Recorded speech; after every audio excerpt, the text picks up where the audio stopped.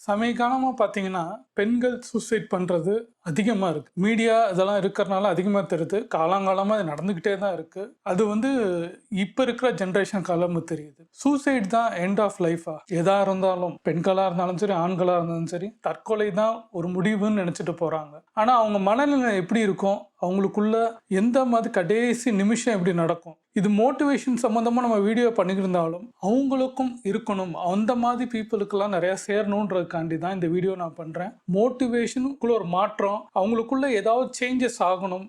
இருக்கிறோம், எல்லாரும் இருக்கிறோம். நம்மளுக்கு நம்மை தான். யாரும் வரமாட்டாங்க. அடுத்தவங்கள நம்பி இருக்காதீங்க. உங்கள நீங்க நம்புனீங்கன்னா, இந்த தற்கொலைன்ற முடிவுக்கு வரதுக்கு வாய்ப்பே இல்லன்றத பத்தி தான் இந்த வீடியோ முழுசா இருக்க போகுது. இப்போ நம்ம பெண்கள நம்ம கல்யாணம் பண்ணி குடுத்துட்டா, அந்த பெண் வீட்டார்கள் வந்து கல்யாணம் ஆனதோடு நிறுத்திக்காம, இப்போ உயிரோட இருக்கிறாளான்றத நிமிஷத்துக்கு செக் பண்ண வேண்டிய சூழ்நிலை இப்ப இருக்கு. நம்ம எல்லாமே பார்க்குறோம். ஜாதகம் பொருத்தம் பார்க்குறோம், பெண் வீட்டாரத பார்க்குறோம், வேலை எல்லாமே பார்க்குறோம். இன்னும் கூடுதலா போயி எல்லாமே செக் பண்றோம். பக்கத்து வீடு, எய்த்து வீடு. காலங்காலமா இது பண்றோம். இப்போ ரொம்ப அவேர்னஸா நம்ம பண்றோம். இருந்தாலும் பல தற்கொலைகள் நடக்குது. இந்தியால பார்த்தீங்கன்னா, சராசரி வந்து ஒரு நாளைக்கு 1 மணி நேரத்துக்குள்ள ஒரு பெண்கள் இறந்து போறாங்க அப்படின்றாங்க. 70% வந்து தற்கொலைக்கு முக்கியமான காரணம் இந்த டவுரி. இது நானா எதுவுமே நான் சொல்லல. நேஷனல் கிரைம் ரெக்கார்ட் பியூரோன்னு சொல்லுவாங்க. அதுல 2022 டேட்டா பொறுத்த வரைக்கும் என்ன சொல்ல வராங்கன்னா, தினமும் பார்த்தீங்கன்னா ஒரு 15 பெண்கள் வந்து மாப்பிள்ளை வீட்டார்த்தோட கொடுமையால் பலியாகிறாங்க, தற்கொலை செல்றாங்கன்றாங்க. அதுல வந்து ஆண்டுக்கு வந்து 5405 பெண்கள் மட்டுமே. இதுல வந்து எல்லாருமே சொல்றாங்க 70% வந்து 25 வயசு கீழே இருக்கிற பெண்கள் இறந்து போறாங்க. சின்ன கல்யாணம் ஆனும் அந்த ஆசையில இருந்த ஒரு 23, 24, 25க்குள்ள இருக்கிற வயசு பெண்கள் வந்து சூசைட் பண்றாங்க. எங்கேயாவது நீங்க பார்த்திருக்கீங்களா?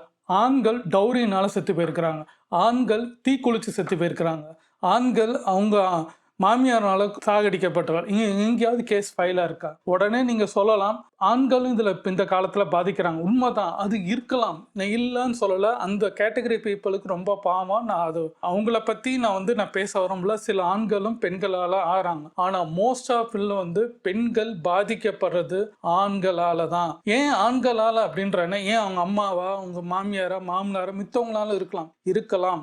ஆனா இந்த ஆண் நினைச்சா இந்த தற்கொலை நடக்காம இருக்கலாம். ஏன்னா தானே நம்பி வர பெண்ணை வந்து முதல்ல இந்த ஆண் முதல்ல மதிக்கணும், செல்ஃப் ரெஸ்பெக்ட் கொடுக்கணும். நம்மளை மாதிரி ஒரு உயிர், நம்மளை மாதிரி இருக்கிற இரத்த சதை உள்ள ஒரு உயிரின் மனுஷியான்னு நினைச்சா இது வரவே வராது. இதுக்கு டிசிப்ளினா அவங்க இருந்து வாழ்ந்தா, அவங்க முறையும் அவங்க அம்மா அப்பா முறையும். ஏன்னா அங்கேயும் பெண்கள் தான், அவங்க அம்மாவும் ஒரு பெண், கூட பிறந்தவங்க பெண்கள். ஆனா இப்ப இருக்கிற காலகட்டத்தில் பாருங்க, நிறைய இடத்துல சூசைட் பண்ணிக்கிறாங்க. அந்த பெரிய பணக்காரங்க 100 பவுன் போடுறாங்க, 500 பவுன் போடுறாங்க. அதுல வந்து சில பவுன் கொடுக்காத இருக்காண்டி 300 பவுன் கொடுத்துட்டு 200 பவுன் கொடுக்கலன்னா அதுக்கு வந்து ஏகப்பட்ட டார்ச்சர். அவங்களுக்கு வந்து ஒரு மாசம் ரெண்டலே வந்து 30,000 50 லட்சம் வரக்கூடிய வீடே வந்து அவ்வளோ எதிர்பார்க்குறாங்க. காரணம், அவங்க சொசைட்டியில் இருக்காங்க. சொசைட்டியில் வச்சு என்ன பண்ண போகிறாங்க தெரியல. அந்த பணத்தை வச்சு என்ன பண்ண போகிறாங்க தெரியல. டெய்லி காலைல ஒரு 4 இட்லி தான் சாப்பிடுவீங்க, மிஞ்சி ஒரு 3 தோசை சாப்பிடுவீங்க. மத்தியானம் ஒரு இத்தினோண்டு ரைஸ் தான் சாப்பிடுவீங்க. நைட்டு ஒரு டிஃபன், ஊடல காஃபி, ஸ்நாக்ஸ், டீ ஏதாவது ஒன்று சாப்பிடுங்க. இவ்வளோ தான். டோட்டலாக பார்த்தா ஒரு நாளைக்கு உங்களால் வந்து வேணா ஒரு டோட்டலாக ஒரு அமௌண்ட்டை பார்த்தா ஒரு 300 சாப்பிடுவீங்களா? அதில் என்ன நீங்கள் 300 கோடி 300 பவுனு இதெல்லாம் வாங்கி வச்சு என்ன தலையில் தூக்கிட்டு போகிறீங்கன்னா, அதில் செத்தா முடிஞ்சிச்சு. அதில் ஒன்று எரிக்க போகிறாங்க, இல்லைன்னா புதைக்க போகிறாங்க. நீங்கள் அடுத்த ஜென்ரேஷன் யோசிக்கங்க. அடுத்த ஜென்ரேஷன் கொடுக்க வேண்டியது பணம் காசு இருக்கலாம், ஆனால் அவங்களுக்கு நல்வாழ்க்கையும் எப்படி வாழணும், பெண்கள்கிட்ட எப்படி இருக்கணும், எப்படி நம்ம வாழ்விய முறைகள் எப்படி அப்படின்னு சொல்லி தரணும். டவுரி தான், நீ அடுத்த பொண்ணை அமுக்கி புடுங்கி நீ வாழணும்னு நினைக்கிறது வந்து மனுஷன் கிடையாது. அது வந்து குறுகிய புத்தி. மனுஷன் ஜென்மமே எடுத்துக்க கூடாது. ஏன்னா பல பேர் அந்த ஆடியோ கேட்கறது, அந்த ஆண் வந்து கொடுமைப்படுத்துறது, அந்த பெண் அபியூஸ், அந்த பெண்ணுக்கு கல்யாணம் ஆயிருந்தாலும் அவள் உரிமை இல்லாமல் அவளை தொடவும் கூடாது. ஆனால் அதுக்கு மீறி அவளை தொடறது, அவளை கொடுமைப்படுத்துறது, கீறது, அப்படி நிறைய அதில் வந்து ஸ்டாடிஸ் சைக்கோ தான் அப்படி பண்ணுவாங்க. அப்போ ஒரு ஆண் வந்து வளர்ப்பு சரியில்லாததான் தான் இப்படி பண்ணுவாங்க. அது காரணம் அங்கே இருக்கிற இன்னொரு பெண் அம்மாவாக இருக்கிற அந்த பையனோட அம்மாவாக இருக்கிறவங்க வளர்ப்பு சரியாதனால தான் நடக்குது. 2 சைடும் தப்பு நடக்குது. ஆனால் பெண்களாகிய நீங்கள் எல்லாருமே ஒன்றே ஒன்று புரிஞ்சுக்கோங்க. நீங்கள் எவ்வளோ படிச்சிருக்கீங்க, எவ்வளோ உங்களுக்கு விஷயம் தெரியுது. ஆனால் அப்பா அம்மா கௌரவம் போகக்கூடாது, இவங்க கௌரவம் போகக்கூடாது, எய்த்து வீட்டுக்கான பக்கத்து வீட்டம், ஊர் உலகம் டிவி மீடியா நம்மளெல்லாம் தப்பாக பேசணும்னு நினச்சி அந்த ஒரு செகண்டில் நீங்கள் எடுக்கிற ஒரு விஷயம் வாழ்நாளும் பொழுதும் அந்த அம்மா அப்பா வந்து வேணா ஒரு வாரம் டிவி காமிப்பாங்க, இன்னைக்கு என்ன பண்ணிட்டு இருக்காங்கன்னு தெரியாது. ஒரு மாதத்துக்கு முன்னாடி இறந்து போன பல பெண்கள் அவங்க வீட்டில் என்ன கொடுமை ஆகிட்டு இருக்கு, என்ன நினப்பில் இருக்கிறாங்கன்னு தெரியாது. இப்படியே அந்த குடும்பம் அழிஞ்சு போகிற சூழ்நிலை நிறைய பேர்த்துல இருக்கு. ஏன் நான் இதெல்லாம் பேசுகிறேன்னா, என் வீட்டிலே ஒரு ஆண் என் கூட பிறந்தவனே டைவர்ஸ்ன்னு சொல்லி அந்த பொண்ணை என்ன நான் கொடுமைப்படுத்தணுமோ அதை பண்ணிட்டு இருக்கிறதுனால, நான் அது கேள்வி கேட்டனால எனக்கு கொடுக்க வேண்டிய சொத்தும் கொடுக்கல, எனக்கு கொடுக்க வேண்டிய பாகம் பணம் எதுவுமே கொடுக்கல. நான் இது வந்து தட்டி கேட்டது தான். அந்த பெண்ணை நம்ம வீட்டுக்கு வந்து ஒரு பெண்ணை பண்றீங்களே அப்படின்னு கேட்டதுக்கு எதுவுமே போங்க, உங்க பணம் தானே, பணத்தை வச்சு என்ன பண்ண போறீங்க. இன்னைக்கு பார்த்தீங்கன்னா கேஸ்ல 2 பேருமே கோர்ட்ல நின்றுட்டு இருக்கிறாங்க. வாழ்ல வந்து அதில் ஒன்றுமே முடிவுன்ற போய் சேராது, போயிட்டே தான் இருக்கும். அவனுக்கும் வயசாயிருச்சு, அந்த பொண்ணுக்கும் வயசாயிருச்சு, குழந்தையும் இல்லை. இனிமேல் என்ன வாழ்ந்து இனிமேல் டைவர்ஸ் ஆகி என்ன ஆக போகுதுன்னு எனக்கும் தெரியல. ஆனால் இது நடந்துக்கிட்டு தான் இருக்குது. எல்லார் வீட்லையும் நடக்கிறனால தான், அதை பார்த்த கொடுமையினால தான் இந்த வீடியோவை பண்ணுறேன். இந்த காலகட்டத்தில் பெண்கள்லாம் வந்து கல்யாணம் பண்ணணுன்றது வெறுப்பாக இருக்கிறாங்க. காரணம் என்னென்னா, பல ஸ்டோரி, பல ஃப்ரெண்ட்ஸு கொடுமை இதெல்லாம் பார்க்கும்போது சில பேர் பண்ணவே மாட்டேங்கிறாங்க. ஏன் எனக்கு என் தங்கச்சிக்கும் எனக்கும் இருக்கிற டிஃப்ரெண்ட் வந்து 24 வயசு இருந்தாலும் அவங்களுக்கு இப்போ கல்யாணம் பண்ணணும்னு எதிர்பார்க்கும் போது பண்ணிக்க மாட்டேன்றாங்க. காரணம் சொல்கிற ஒரே ஒரு தான், அவள் ஃப்ரெண்டு வீட்டில் இருக்கிற கல்யாணம் பண்ணதுக்கு அந்த ஹஸ்பண்ட் வந்து கொடுமைப்படுத்துறது, வீட்டுக்கு போகக்கூடாது, அங்கே பண்ணக்கூடாது, இப்படி கண்ணுக்கு எதிராகவே சில பெண்கள்லாம் இந்த ஜென்ரேஷன் பார்க்குறாங்க. பக்கத்து வீடு, எய்த்து வீடு, பேப்பர், டிவி எல்லாத்துலேயுமே இதை தான் சூசைடுன்னு சொல்லும் போது பெண்கள் வரவே மாட்டேங்கிறாங்க. நான் இப்படியே இருந்து வாழ்நாள் ஃபுல்லாக இருக்கிறேன், நல்லா படிச்சிருக்கிறாங்க, டாக்டராக இருக்கிறாங்க, எல்லாம் ஓகே. ஆனால் கல்யாணம் பண்ண முடியாத காரணம் இந்த ஆணோட கொடூரம் எங்கேயோ ஒருத்தன் பண்றதுனால பல பேருக்கு நல்ல ஆணா இருந்தாலும் கல்யாணம் பண்ண முன் வராத காரணம் இந்த சொசைட்டி அப்படிதான் இருக்கு. அதுக்கு பெட்டர் என்ன கேட்டா, இப்ப இருக்கிற ஜென்ரேஷனை திருத்துறதுக்கு பதிலா இனி வர ஜென்ரேஷனாவது மாத்துறது, இனி வர பெண்களாவது நீங்க யோசிக்கிறது. இனிமேல் இன்னொரு 10, என் பையனுக்கு இப்போ வந்து 12 வயசு ஆகுதுன்னா, இன்னும் அவன் இன்னொரு 13 வயசு கழிச்சு, இன்னும் 14 வருஷம் கழிச்சு அவன் கல்யாணம் பண்ணும்போது அந்த இது இருக்கணும்னு ஒவ்வொன்றும் சொல்லி சொல்லி சொல்லி வளர்த்துட்டு இருக்கும் போது தான் இது மாதிரி பண்ணுங்க. இனி வரப்போகிற ஜென்ரேஷனுக்கு என்ன கொடுக்கணுமோ பண்ணுங்கன்னு தான் நான் சொல்கிறேன்.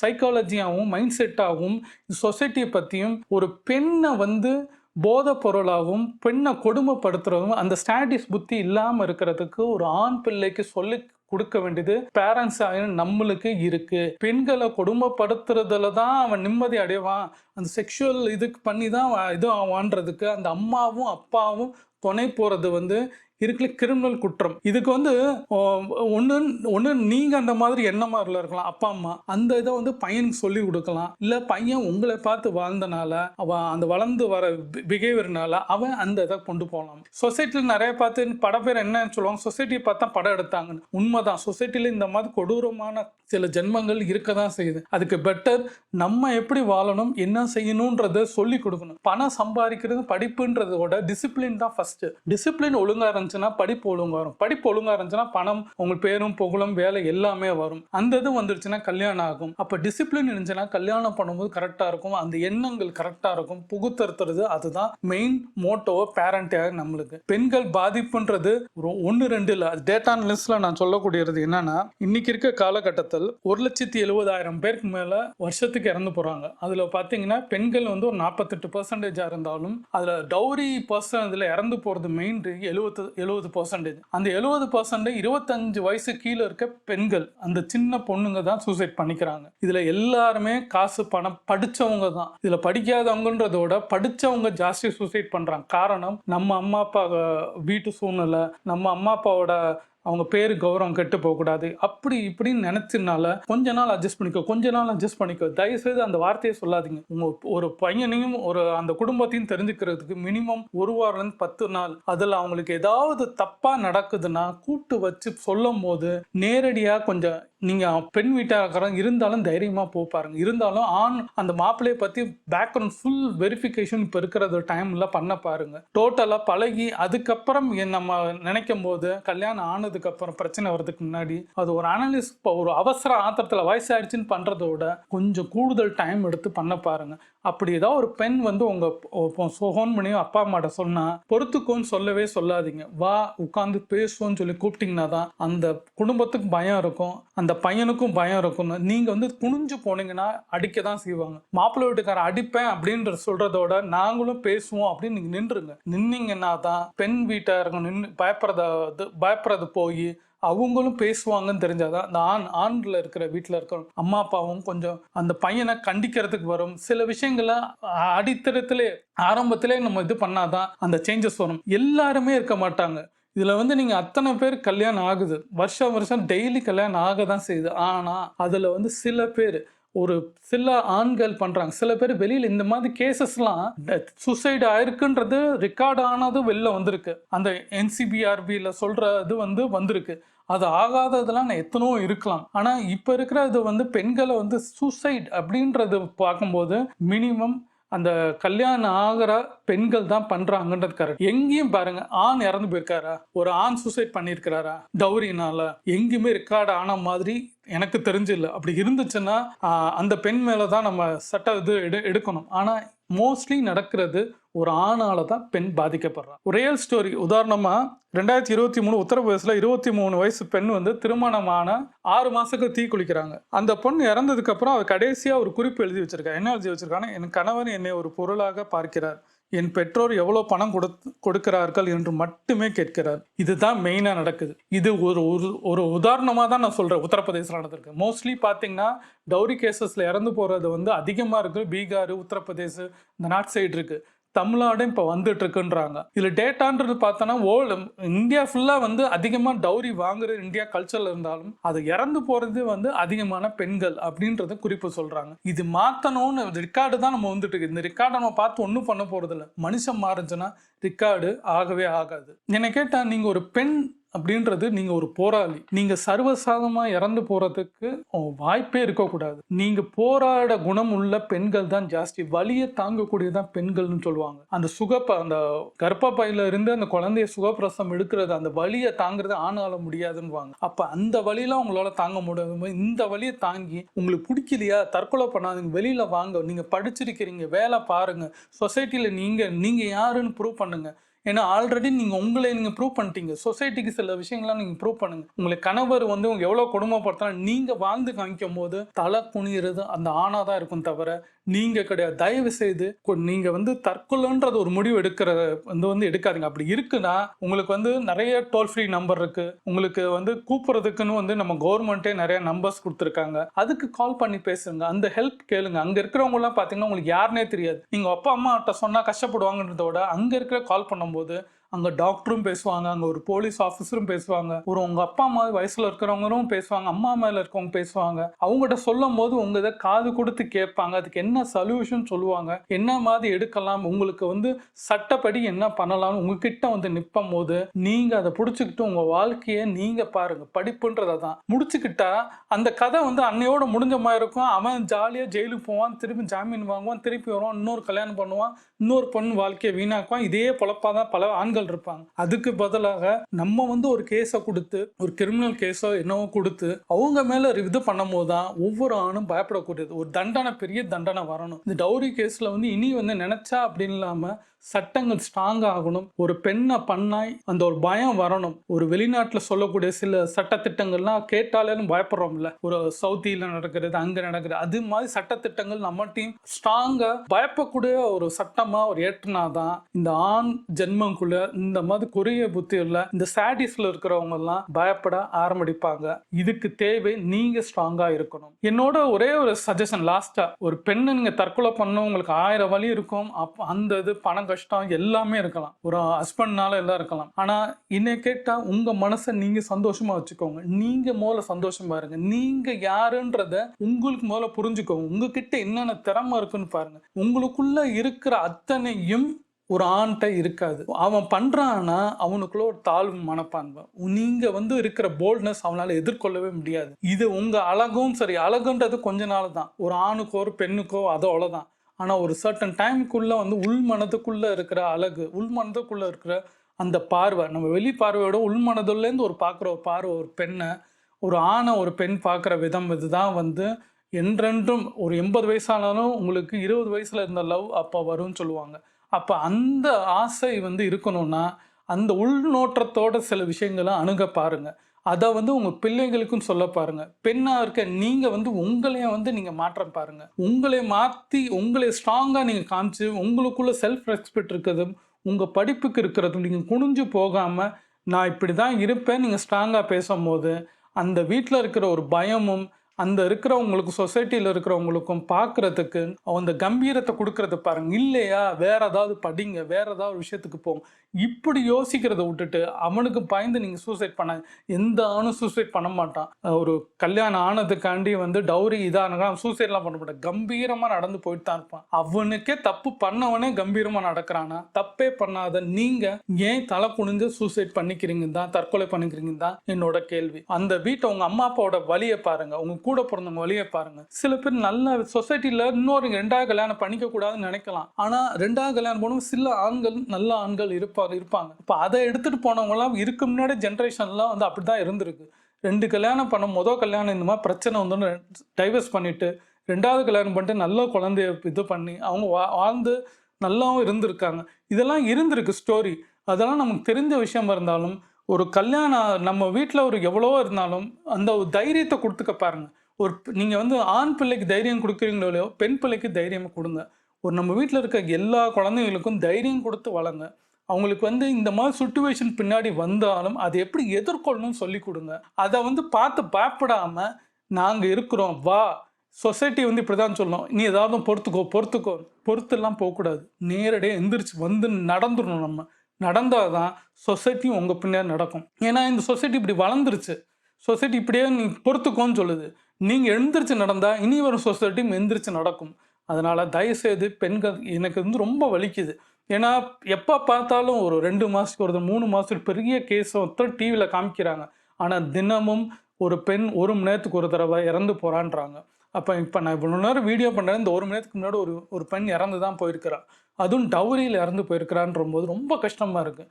அப்போ பார்த்துக்கோங்க, ரொம்ப கஷ்டமாக இருக்குது. ஒரு நாளைக்கு வந்து 10லேருந்து 15 பெண்கள் இறந்து போகிறாங்கன்னா, இதெல்லாம் வந்து கேடு கட்டுது.